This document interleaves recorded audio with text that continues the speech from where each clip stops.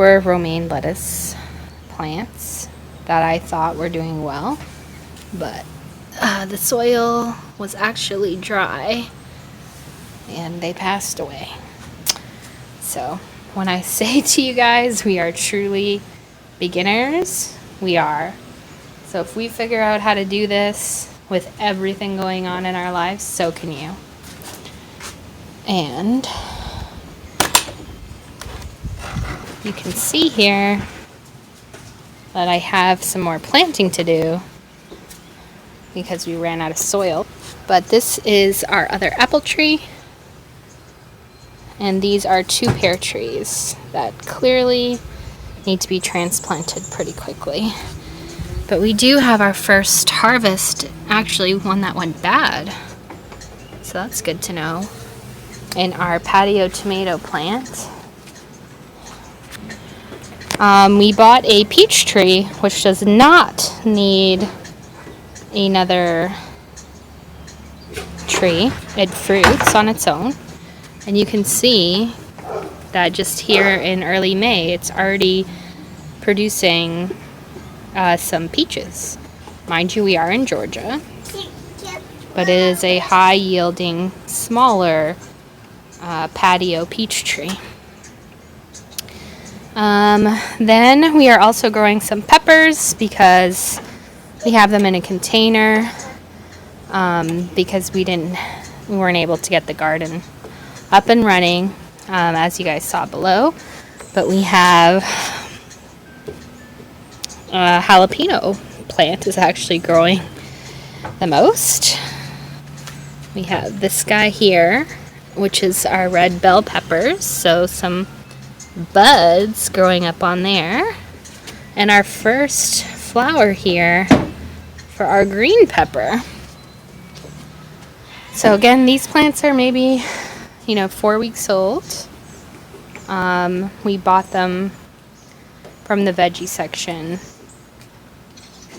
so we didn't start them from seeds. This is our blueberry bushes. We just have them in a small container right now because we again ran out of soil. You can see the blueberry flowers are so cute, and they just flower and turn into an actual blueberry. So we have 2 of those, and these ones here are much further along. And a weed. It's beautiful. Our raspberry bushes did not make it. All 3 of them.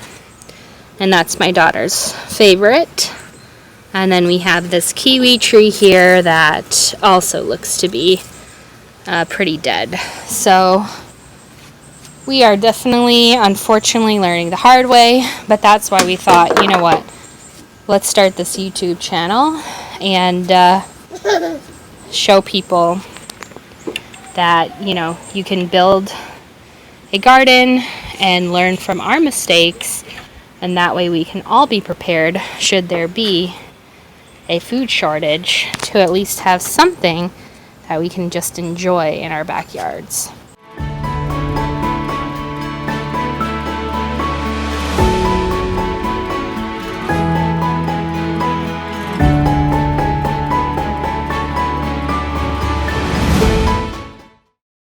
We also bought herbs the same time we planted the garden, and they need to be watered, so they're not in their prime right now.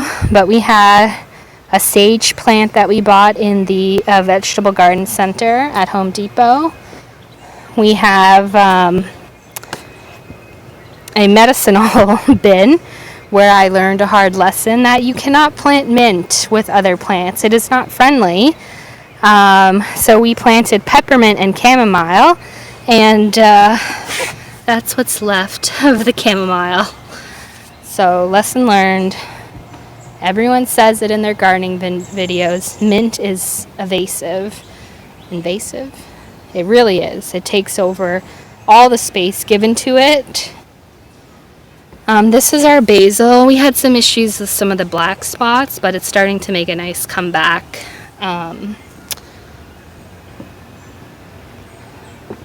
This is some rosemary. rosemary has cancer fighting properties, so we thought it'd be important to get, even though we're not always a huge fan of it on everything. And this is an interesting lesson learned as well. They say with cilantro and basil never to let them flower, and as you can see, this one flowered. And it keeps flowering. So I trimmed it, did what I could, and then it died when I trimmed off the tops. And yes, I've never had a successful cilantro plant before, so you know, as a very new person into gardening, this really threw me for a loop. But once they flower, it says it drastically changes, you know, the taste of the plant. So we will be seeing what happens, really, and planting another set of cilantro where I know to expect this, and I prune it regularly, which is great because I love cilantro. I just was not expecting this type of success. And again, this is regular mint instead of peppermint, and it's taken over the whole pot, and it's sending out runners. So we've kept this one by itself, so it cannot take over anything else. We also started with a bunch of stuff that we are going to plant, and it's kind of just growing, you know, in here. And these were some onion pieces that we were going to plant, but they attached themselves to the window box. So as you can see, what you watch in YouTube videos is not always going to happen when you start out. So I just wanted to share with guys where we're at starting out. I forgot, on the lower level of our backyard we also have one more apple tree. And I'll do a whole video on this subject, but basically we need 2 apple trees because apples need where does it say?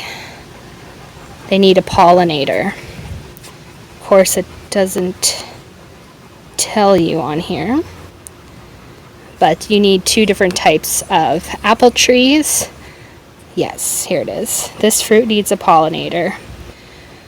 So we have Granny Smith and Gala apples, and the Granny Smith tree did not come in a door size that we could find, so we bought a regular one, which is a little bit more expensive, but it's just been doing fine in here.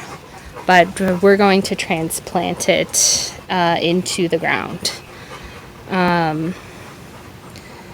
Another thing on our to-do list. But if you are a working professional with kids, you know the struggle is real. If you're retired, God bless you and your green thumbs. But we're doing the best that we can.